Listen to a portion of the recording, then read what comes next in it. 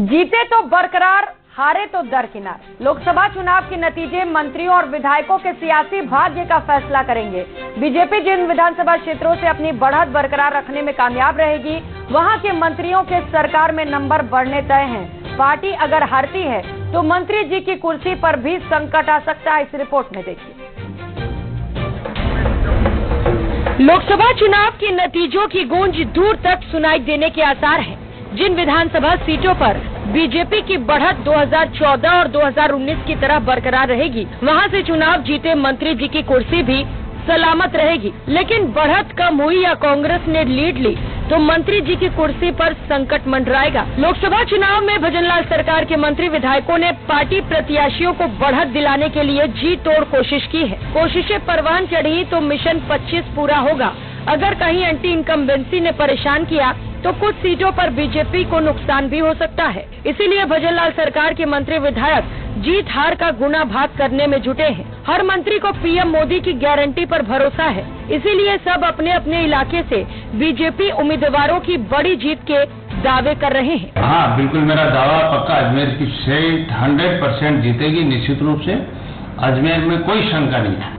राजस्थान की 25 सीटों में राजसमंद लोकसभा सीट कार्यकर्ताओं के अथक परिश्रम के परिणाम स्वरूप इतना विश्वास मुझे है कि राजस्थान में सबसे अधिक वोटों से कोई सीट अगर निकलेगी तो राजसमंद की सीट निकलेगी। और ये जरूर है कि जो मतदान प्रतिशत कम हुआ उससे कई जगह हमें हमारी जीत का अंतर कम हो सकता है, लेकिन हम आश्वस्त हैं इस बात को लेकर कि राजस्थान में हम 2014 और 2019 के तरह ही एक बार फिर इतिहास रचने में कामयाबी हासिल करेंगे। आइए अब जानते हैं किस मंत्री पर किसे जिताने का दारोमदार है। बीकानेर गजेंद्र सिंह खीवसर, अर्जुन मेघवाल जीते तो नंबर बढ़ेंगे। साथ ही लोहावट से गजेंद्र सिंह शेखावत को बड़ी बढ़त दिलाने की उम्मीद है। चूरू अविनाश गहलोत, देवेंद्र झाझड़िया जीते तो अविनाश गहलोत के बढ़ेंगे नंबर। जैतारण में महिमा सिंह को बड़ी बढ़त की जिम्मेदारी है। सीकर गौतम डक, स्वामी सुमेधानंद जीते तो क्रेडिट डक की मेहनत को भी मिलेगा। बड़ी सादड़ी में सीपी जोशी को भी लीड दिलाने का जिम्मा। जयपुर ग्रामीण किरोड़ी लाल मीणा, राव राजेंद्र सिंह जीते तो किरोड़ी की होगी बल्ले बल्ले। किरोड़ी पर दौसा और टोंक सवाई माधोपुर में भी पार्टी को जिताने की जिम्मेदारी। अलवर सुरेश रावत, भूपेंद्र यादव की जीत हुई तो रावत को भी श्रेय मिलेगा। साथ ही पुष्कर में उन पर भागीरथ चौधरी को जिताने का भी दारोमदार है। टोंक सवाई माधोपुर मदन दिलावर, सुखबीर सिंह जौनापुरिया जीते तो दिलावर का बढ़ेगा कद। साथ ही रामगंज मंडी से दिलानी होगी ओम बिरला को बड़ी बढ़त।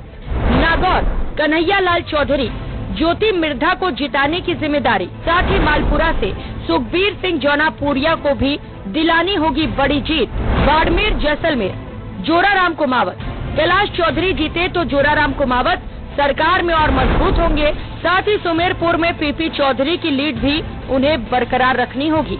कांग्रेस का मतदाता भी था तो भी जब वोट देने अंदर गया तो वो मोदी जी पे विश्वास कर, मोदी जी की नीतियों पे, मोदी जी के काम पे, राम मंदिर पे, उनकी गारंटी पे, अब के 400 पार, इस सारे उसके मत मस्तिष्क में बैठे हुए थे। और ज्यों ही उसने बटन दबाने गया तो उसके भले विचारधारा दूसरी हो, लेकिन मोदी जी की तरफ वोट दिया है। और मेरा पक्का विश्वास है कि राजस्थान में अच्छे मार्जिन से हम 25 की 25 सीटें जीतेंगे।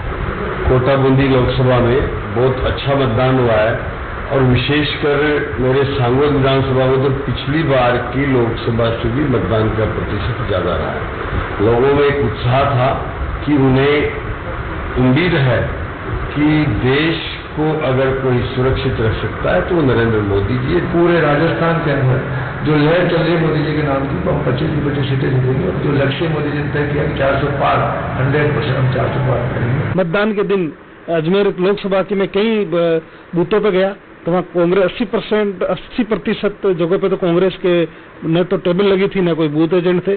भजनलाल सरकार में 6 मंत्रियों के पद खाली हैं। चुनावी नतीजों के बाद माना जा रहा है कि बेस्ट परफॉर्मर मंत्रियों को और बेहतर महकमे दिए जा सकते हैं, तो नॉन परफॉर्मेंस वाले मंत्रियों की सरकार से छुट्टी भी हो सकती है। ऐसे में उन विधायकों की लॉटरी लग सकती है जिनके इलाके से बीजेपी को रिकॉर्ड बढ़त हासिल होगी।